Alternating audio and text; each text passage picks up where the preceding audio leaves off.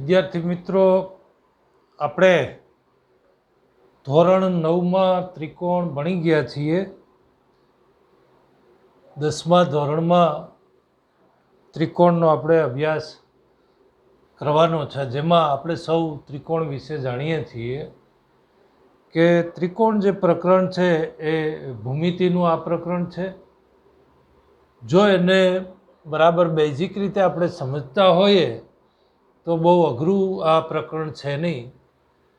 મિત્રો, આ વર્ષે આ પ્રકરણમાંથી ઘણા બધા મુદ્દાઓ બાદ કર્યા છે, જે તમને હું પાછળથી કહીશ. અત્યારે આપણે ત્રિકોણની બેઝિક વાત ખૂબ જ અગત્યની છે. મિત્રો, મેં અગાઉ પણ કહ્યું છે કે ભાઈ, ગણિતની અંદર આપણે કોઈ પણ વસ્તુનો અભ્યાસ કરીએ ત્યારે મુખ્ય કોન્સેપ્ટને આપણે બરાબર સમજવો. તો મિત્રો, વિદ્યાર્થી મિત્રો, તમે 9મા ધોરણની અંદર ત્રિકોણ પ્રકરણ આવે છે, વળી 10મા ધોરણમાં પણ આવે છે. તો 9મા ધોરણની અંદર તમે ત્રિકોણ વિશે અભ્યાસ કર્યો છે, એમાં મને એવું લાગે છે કે તમે એની અંદર જે ત્રિકોણ એકરૂપ ત્રિકોણોની વાત કરી છે, અહીંયા આપણે સમરૂપ ત્રિકોણો આવશે, બંને વાત આવશે. પણ પાયાની વાત એ તમને કહેવામાં ના આવે, પણ અહીંયા એ લાગુ પડશે. તો ત્રિકોણનો બેઝિક ખ્યાલ તમને છે એની થોડીક આપણે યાદ કરીએ કે આપણે આ જાણીએ છીએ કે ભાઈ, આ ત્રિકોણ જે છે એ સામાન્ય રીતે આપણે આ પ્રમાણે જોઈએ તો અહીંયા જુઓ, આ 3 રેખાઓ છે કે નહીં? એક રેખા, આ બીજી, આ સમતલની અંદર મેં 3 રેખાઓ દોરી, તો આ ત્રિકોણ છે. એનું નામ આપું તો આ ABC. તો આનો મતલબ આપણે હવે સમજી શકીએ કે ત્રિકોણ ખરેખર શું છે.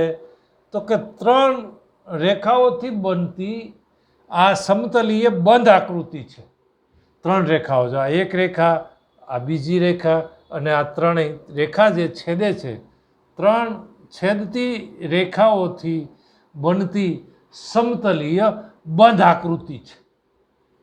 ત્રિકોણ એ 3 રેખાઓનો જે છેદ છે એનાથી બનતી આ બંધ આકૃતિ છે, તે તમે જોઈ શકો છો. તો મિત્રો, આવા ત્રિકોણમાં તમને બેઝિક બધો ખ્યાલ છે. હું આજે તમને એની બેઝિક વાત પણ ફરીથી યાદ કરાવું છું કે ભાઈ, આવો આપણો ત્રિકોણ જેનો આપણે અભ્યાસ કરીએ એની નાની નાની બાબતો આપણે જાણતા હોવા જોઈએ. તો આ જે ત્રિકોણ છે એ 9મા ધોરણમાં તમે ભણી ગયા છો, એની એ વાત થોડીક આપણે આજે રિપીટ કરીએ છીએ, આપણે યાદ કરીએ છીએ કે ભાઈ, આ ત્રિકોણ છે. આપણે એને સંકેતમાં આમ લખીએ છીએ, ત્રિકોણ ABC. હવે આપણને ખ્યાલ આવ્યો કે આ ત્રિકોણ છે, એને 3 શિરોબિંદુ છે, 3 બાજુઓ છે, 3 ખૂણાઓ છે. આ બેઝિક વાત છે મિત્રો. ભલે સહેલી લાગે પણ મારે યાદ કરાવવી જરૂરી છે. એક ખૂણો A, B અને C, 3 ખૂણા છે, 3 બાજુ છે, 3 શિરોબિંદુ છે. ત્રિકોણની બાબતમાં આ તમે 9મા ધોરણમાં ભણી ગયા છો. કે કોઈ બીજી વાત એક અહીંયા આવે છે, તે અગત્યની એ વાત આપણે યાદ રાખશું કે જો બરાબર મિત્રો, થોડીક યાદ રાખજો માહિતી કે ભાઈ, તમને આની અંદર આ શબ્દ બહુ આવે છે, અનુરૂપ ખૂણાઓ. અનુરૂપ ખૂણાઓ અને અનુરૂપ બાજુઓ. આ જ્યારે જ્યારે 2 ત્રિકોણ આવે ત્યારે આ 2 વસ્તુઓમાં આપણી ભૂલ ન થવી જોઈએ. જો આવા 2 ત્રિકોણો હું દોરું, આ 2 ત્રિકોણો, ત્યારે આપણે ધ્યાનમાં રાખવાનું છે કે આ એક ત્રિકોણને હું ABC કહીશ અને જો હું આ ત્રિકોણને હું PQR કહું તો મિત્રો, અનુરૂપમાં બરાબર સમજી લેજો, નેવર ક્યારેય પછી ભૂલ ન થાય. જો ખૂણાઓની વાત કરીએ તો અનુરૂપ ખૂણો ખૂણા A ને અનુરૂપ ખૂણો P થાય. ખૂણાઓની બાબતમાં આ ખૂણો એની સામે શું આવે? ખૂણો પી. આ અનુરૂપ ખૂણા હોય એકરૂપ. ખૂણા બીની સામે શું આવે? તો કે ખૂણો ક્યુ. અને ખૂણા સીની સામે શું આવે? તો ખૂણા આર. આ બધા અનુરૂપ ખૂણાઓ થયા. મેં એકરૂપ બતાવ્યા છે સરખા, પણ આ અનુરૂપ ખૂણાઓ કહેવાય. સમજી ગયા? અનુરૂપ ખૂણાઓ કોને કહેવાય? તો હવે ખ્યાલ આવ્યો. બીજી વાત, અનુરૂપ બાજુઓ. આને અનુરૂપ બાજુ માપની દ્રષ્ટિએ હું વાત કરતો નથી, માત્ર અનુરૂપ બાજુઓ અને અનુરૂપ ખૂણાઓ કહી. દાખલા તરીકે આ AB બાજુ છે તો એને અનુરૂપ PQ, આ અનુરૂપ થઈ. આ BC છે તો એને અનુરૂપ આ QR થાય, અને AC છે તો એને અનુરૂપ PR થાય. તો મિત્રો, આ પ્રકરણની અંદર આ બે શબ્દો ખૂબ જ બહોળા પ્રમાણમાં ઉપયોગ આવશે. બે ત્રિકોણો હોય, અનુરૂપ ખૂણાઓ કોને કહેવાય? અનુરૂપ બાજુઓ કોને કહેવાય? 9મા ધોરણમાં ભણી ગયા છે. આમાં ફરીથી આપણે યાદ કરશું કે આ બે ત્રિકોણો છે, એને આ અનુરૂપ બાજુઓ છે, અનુરૂપ ખૂણાઓ છે. ત્રિકોણની આ બધી પાયાની વાતો આપણે જાણીએ છીએ, પણ એને આપણે યાદ કરવી પણ જરૂરી છે મિત્રો. બાકી નાની નાની આપણાથી ભૂલો થઈ જાય છે.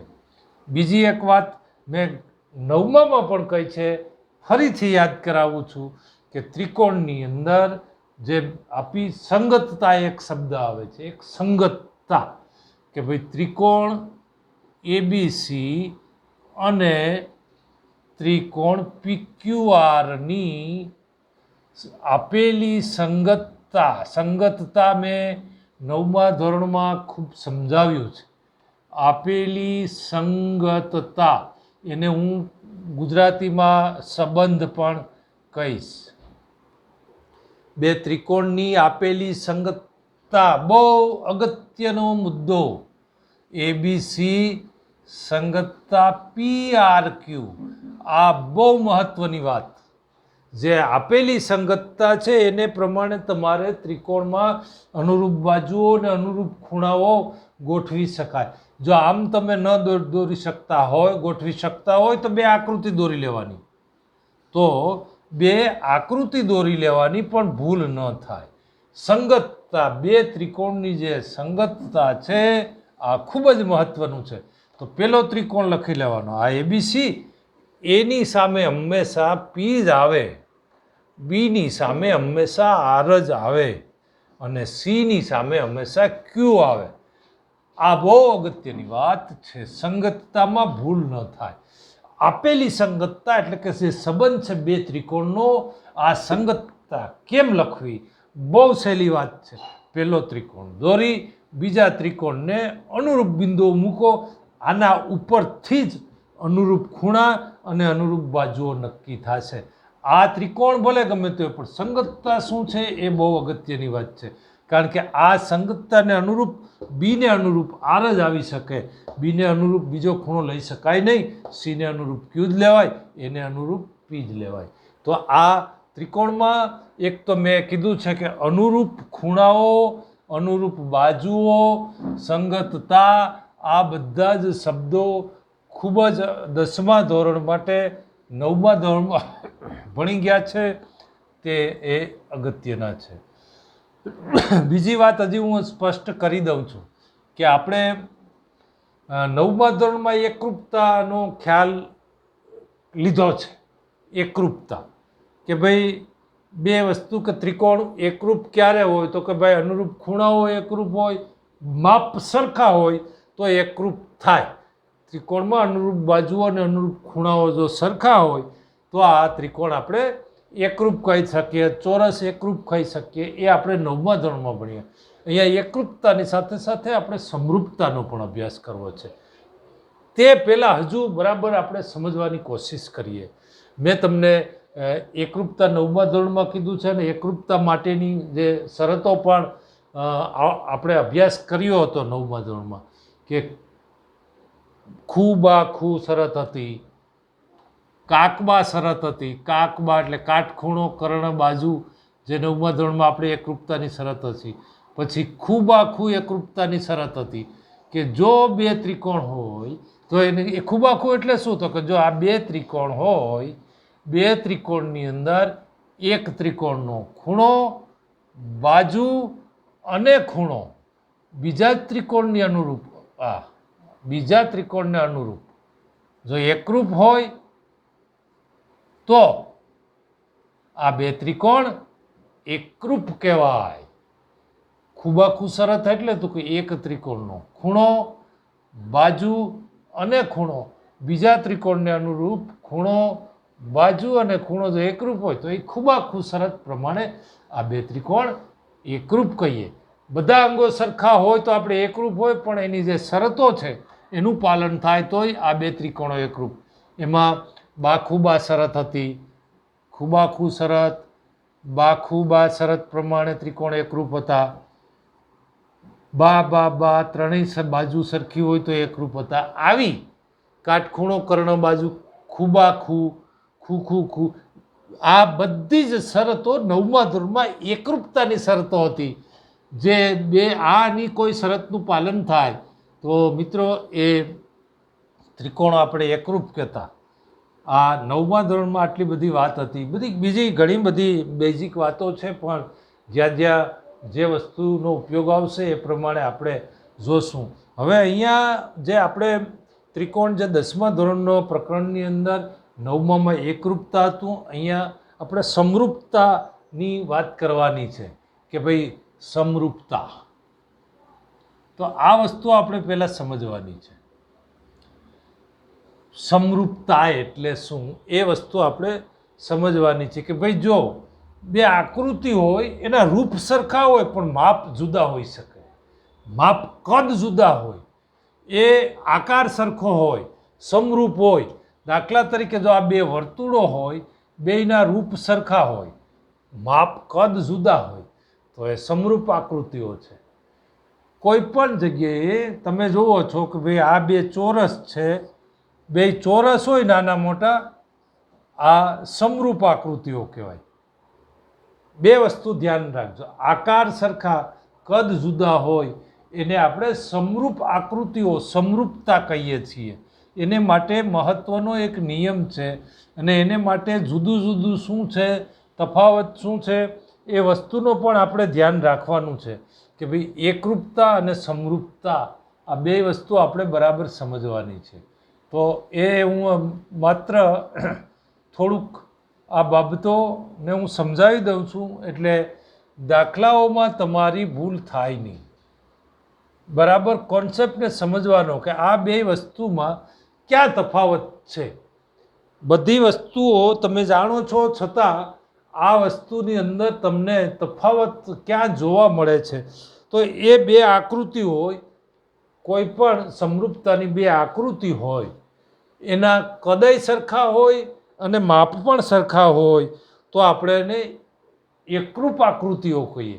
આની અંદર કદ પણ સરખા હોય. બરાબર જુઓ, બેયની અલગ અલગ વસ્તુ તારણ કાઢીએ છીએ. કદ પણ સરખા હોય અને એના માપ પણ સરખા હોય.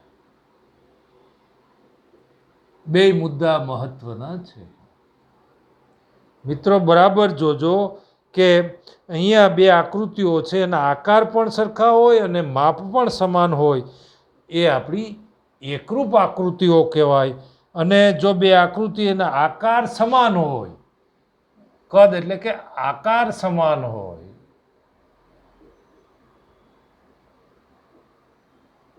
એનો જે આકાર, એનો જે શેપ છે એ સમાન હોય પણ માપ સરખા ન હોય, એના જે માપ છે એ આ બે અગત્યના મુદ્દા છે. આની અંદર કદ એટલે કે આકાર, આકાર સરખા બેયમાં, માપ પણ સરખા. અહીંયા માપ સરખા ન હોય, રૂપ જ સરખું હોય. આકાર અને જુદા જુદા ગુજરાતીમાં આપણે અલગ અલગ શબ્દો વાપરીએ છીએ. એનો આકાર એટલે શેપ, કદ સરખા હોય બંનેમાં, પણ એકરૂપતામાં એના માપ સરખા હશે, સમરૂપતામાં માપ સરખા નહીં હોય. આ વસ્તુ બરાબર ધ્યાનમાં રાખવાની છે. આ બેયને જુદા પાડતો મહત્વનો મુદ્દો છે. તો તમને એમ થશે કે કદ સરખા હોય અને માપ સરખા હોય, આના પણ હોઈ શકે. એટલે આપણે એમ કીધું છે કે એકરૂપ આકૃતિઓ સમરૂપ હોય, પણ ઘણીવાર સમરૂપ આકૃતિઓ એકરૂપ ન પણ હોય. તો આ મહત્વનો મુદ્દો છે, બરાબર યાદ રાખો કે એકરૂપ આકૃતિઓ હંમેશા સમરૂપ હોય જ. એકરૂપ આકૃતિઓ જે છે એ હંમેશા, મિત્રો બરાબર યાદ રાખજો, દાખલાઓમાં ભૂલ ન થાય. એકરૂપ આકૃતિઓ હંમેશા સમરૂપ હોય. આ વસ્તુને ધ્યાનમાં રાખજો કે એકરૂપ બાબતો, એકરૂપ આકૃતિઓ કોઈ પણ હોય એ હંમેશા સમરૂપ હોય. આની અંદર બરાબર ધ્યાન રાખજો કે ભાઈ સમરૂપ આકૃતિઓ છે એ સમરૂપ આકૃતિઓ ઘણીવાર, આ મિત્રો આની અંદર આ વસ્તુ ધ્યાનમાં રાખજો કે સમરૂપ આકૃતિઓ એકરૂપ હોય અને ન પણ હોય. ઘણીવાર સમરૂપ આકૃતિઓ એકરૂપ હોય પણ ઘણીવાર ન પણ હોય. તમે જુઓ છો કે જો આ બે જે ત્રિકોણ હું દોરું છું, આ એક મોટો ત્રિકોણ ને આ નાનો ત્રિકોણ, આજે મેં બે ત્રિકોણ દોર્યા, રૂપ સરખા, આકાર એના સરખા, માપ જુદા છે, સમરૂપ આકૃતિઓ છે. આ સમરૂપ આકૃતિઓ છે, આને આ આકૃતિઓ એકરૂપ નથી. આવી આકૃતિઓ અહીંયા મૂકશો તો એકરૂપ સમરૂપ છે, આકાર સરખા પણ માપ સરખા ન હોય. પણ સરખે સરખા હોય તો સમરૂપ તો હોય અને એકરૂપ પણ હોય. એટલે બે એકરૂપતા અને સમરૂપતાને સમજવા માટે મિત્રો ફરીને હું આ એકની એક વાત યાદ કરાવું છું કે ક્યાંક નાની સરખી ભૂલ આપણને ગુણ ગુમાવવાનો વારો ન આવે. નાની નાની બાબતો હોય છે કે ભાઈ એકરૂપતાને હજુ બરાબર સમજજો. રૂપની દ્રષ્ટિએ સરખા હોય એટલે સમરૂપ.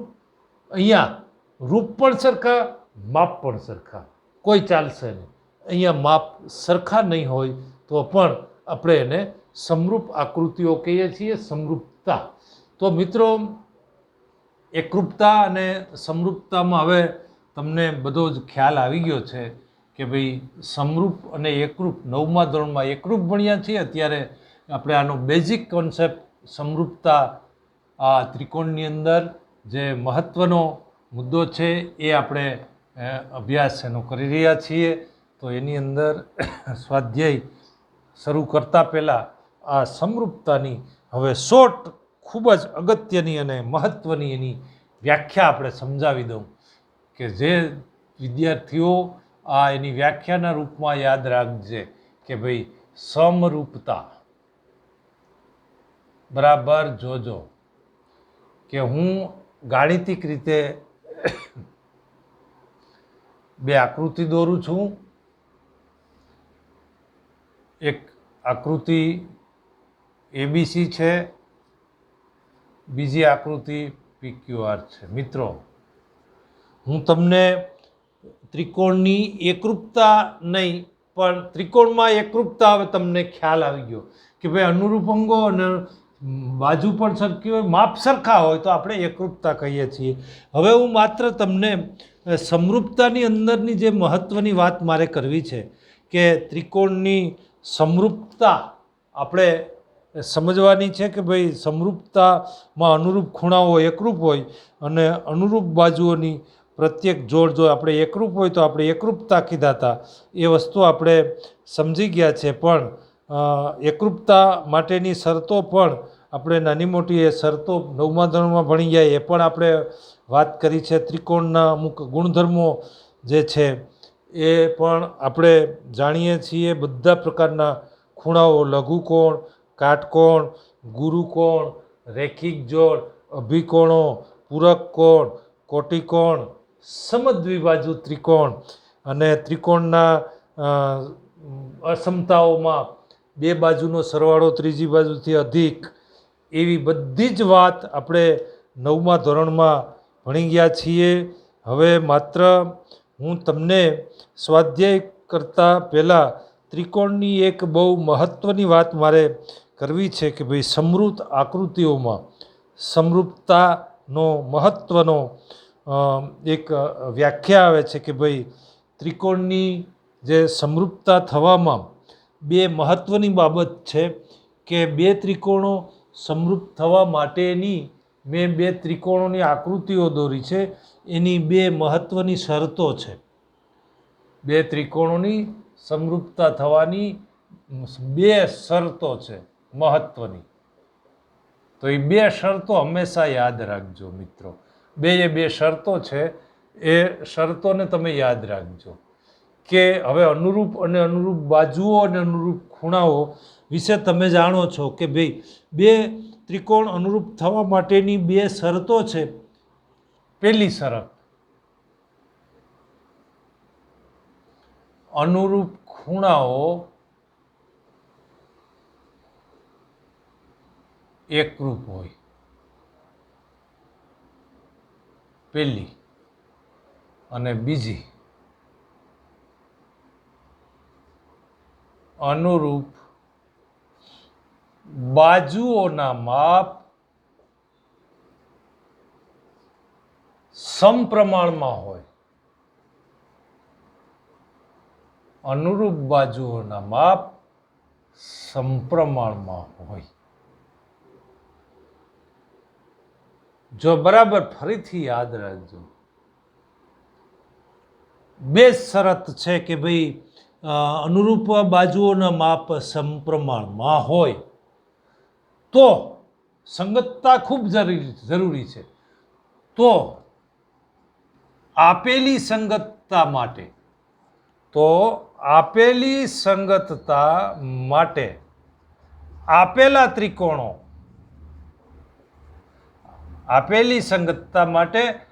આપેલા ત્રિકોણો સમરૂપ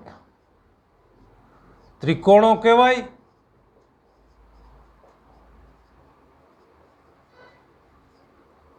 આપેલા બંને ત્રિકોણો સંગતતા માટે બે આપેલા ત્રિકોણો સમરૂપ ત્રિકોણો કહેવાય અને આને આપણે સમરૂપતા તરીકે ઓળખીએ છીએ. બરાબર યાદ રાખજો. સમરૂપતાની બે શરતો છે વ્યાખ્યાના રૂપમાં.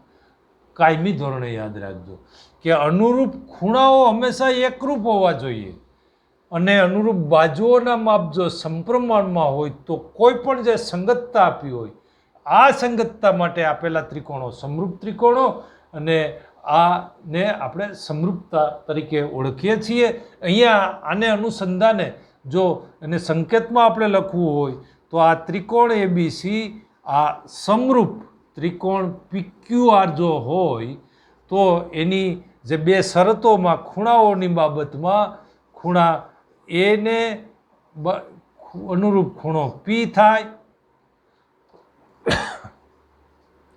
બીને અનુરૂપ ખૂણો Q થાય અને સીને અનુરૂપ ખૂણો R થાય. તો આ અનુરૂપ ખૂણાઓ સરખા હોવા જોઈએ અને અનુરૂપ બાજુઓના માપ સમપ્રમાણમાં હોવા જોઈએ. તો સમપ્રમાણમાં તમે જાણો છો કે અનુરૂપ બાજુઓના માપ સમપ્રમાણમાં એટલે કે એબીના છેદમાં PQ બરાબર BCના છેદમાં QR અને બરાબર ACના છેદમાં PR. આ બે શરત સમરૂપતા માટે વ્યાખ્યાના રૂપમાં મિત્રો ખૂબ જ સરળતાથી તમે યાદ રાખજો. આ બે ત્રિકોણો સમરૂપ હોવા માટેનો સંકેત છે કે ભાઈ બે ત્રિકોણો સમરૂપ ત્રિકોણો કેવા હોય તો કે સમરૂપ ત્રિકોણોમાં અનુરૂપ ખૂણાઓ એકરૂપ હોય અને અનુરૂપ બાજુઓના માપ સમપ્રમાણમાં હોય પણ સાથે સાથે સંગતતા હોવી જરૂરી છે. સંગતતા વગર સંબંધ આપણને બે ત્રિકોણો વચ્ચેના સંબંધનો ખ્યાલ નહીં આવે. તો સમરૂપતા માટેની આ સુંદર વ્યાખ્યાને તમે હંમેશા યાદ રાખજો. સાથે સ્વાધ્યાય 6.1 આ બેઝિક વાતો કરતાં ત્રિકોણની તો નાની ઘણી બધી વાતો આવે છે કે ભાઈ બે ત્રિકોણો સમરૂપ ત્રિકોણ કોને કહેવાય, એકરૂપ ત્રિકોણ કોને કહેવાય, તો હવે એકરૂપતા અને સમરૂપતા અને એની વ્યાખ્યાનો આપણે પરિચય મેળવ્યો છે. હવે સ્વાધ્યાય 6.1 મિત્રો ઝપાટે આપણે સ્વાધ્યાય 6.1 આપણું સ્વાધ્યાય 6.1ના દાખલાઓ ઝપાટે આપણે કરી લઈએ છીએ કે ભાઈ સ્વાધ્યાય 6.1માં દાખલા નંબર 1 છે કે બધા વર્તુળો ખાલી જગ્યા છે. પહેલો સવાલ એણે એ મૂક્યો છે કે બધા વર્તુળો ખાલી જગ્યા છે. બધાય વર્તુળો જે છે એ મિત્રો ખાલી જગ્યા છે. તો તમે જાણો છો કે બધા આમ વર્તુળો કોઈ હોય તો આ બધા વર્તુળો છે. તો આમાં તમે જાણો છો કે માપ આ ત્રિજ્યા જો સરખી હોય તો જ એકરૂપ થાય. બાકી રૂપ સરખા છે એટલે બધા વર્તુળો કેવા કહેવાય? રૂપ સરખા છે એટલે સમરૂપ છે. માપ સરખા હોત તો એકરૂપ થાત, પણ બધા જ વર્તુળો છે એ આપણા સમરૂપ કહેવાય. આમાં બહુ ધ્યાન રાખજો. એવી બીજી જ ખાલી જગ્યા છે કે બધા ચોરસો છે એ પણ સમરૂપ થાય, કારણ કે ચોરસ માપ સરખા નથી એટલે એકરૂપ નહીં થાય. બધા ચોરસો સમરૂપ થઈ જશે. પછી ત્રીજી ખાલી જગ્યામાં પણ કીધું છે કે બધા ખાલી જગ્યા ત્રિકોણો સમરૂપ છે. તો બધા જ સમબાજુ ત્રિકોણો હોય એ સમરૂપ હોય, બાજુઓ સરખી હોય. અને છેલ્લો સવાલ એવો આપ્યો છે કે બે બહુકોણ એટલે કે બે ત્રિકોણના અનુરૂપ ખૂણાઓ ખાલી જગ્યા હોય અને અનુરૂપ બાજુઓ ખાલી જગ્યા હોય. તો આ બહુકોણની અંદર બે વસ્તુ ખાસ યાદ રાખો કે અનુરૂપ ખૂણાઓ સમાન હોય અને અનુરૂપ બાજુઓ સમપ્રમાણમાં હોય. આ તો જ બે બહુકોણો સમરૂપ થાય. આ મેં તમને અગાઉ સમજાવી દીધું. તો આ તો ચોથો સવાલ કે અનુરૂપ ખૂણાઓ એકરૂપ અને બાજુઓના માપ સમપ્રમાણમાં હોય. તો બીજો દાખલા નંબર 2 સ્વાધ્યાય 6.1 દાખલા નંબર 2માં મિત્રો આ તો હવે તમને જો ખાલી જગ્યાઓની અંદર નાની મોટી ભૂલ ન થઈ જાય એ વસ્તુ બરાબર ધ્યાનમાં રાખજો મિત્રો. કારણ કે એકરૂપ અને સમરૂપ આમ શબ્દો સરખા લાગતા હોય છે, પણ સમરૂપ રૂપ સરખું, એકરૂપ રૂપ પણ સરખું અને માપ પણ સરખું. એટલે તો કીધું છે કે ચોરસ હોય તો ચોરસ તો આ મોટો પણ હોઈ શકે અને આ નાનો પણ હોઈ શકે. તો આ રૂપ સરખા છે એટલે આ સમરૂપ કહેવાય, એકરૂપ નહીં કહેવાય. આવી વસ્તુનું બરાબર ધ્યાન રાખજો. તો દાખલા નંબર 2માં તમને બીજો સવાલ કર્યો છે કે નીચેની જોડીઓના બે જુદા જુદા ઉદાહરણ આપો. કોઈ પણ બે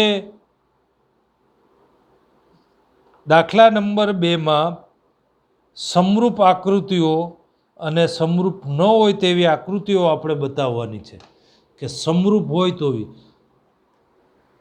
કોઈ પણ બે જોડી સમરૂપ આકૃતિઓ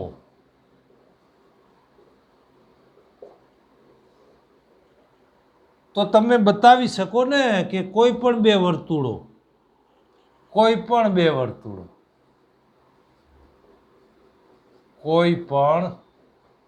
બે વર્તુળો મિત્રો, કોઈ પણ બે વર્તુળો, જો આ મોટું વર્તુળ હોય અને આ નાનું વર્તુળ હોય, કોઈ પણ બે વર્તુળો હોય અથવા કોઈ પણ બે ચોરસ હોય,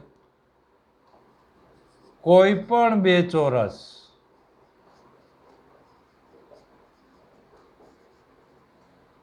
આ સમરૂપ આકૃતિઓ થાય.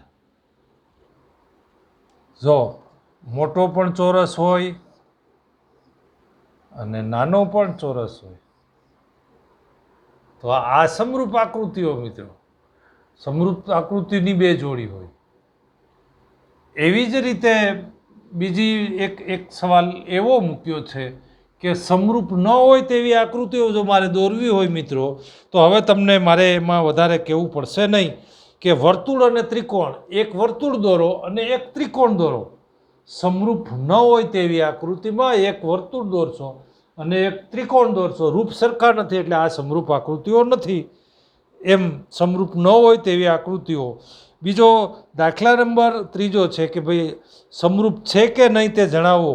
તો મિત્રો સમરૂપ હોવા માટે તમે સ્વાધ્યાય 6.1ના દાખલા નંબર 3 ઉપર નજર કરશો તો તમને ખ્યાલ આવશે કે ભાઈ એમાં રકમમાં તમે જુઓ છો કે બંને ચોરસના બાજુઓના માપ સમપ્રમાણમાં છે પણ ખૂણાઓ એકરૂપ નથી.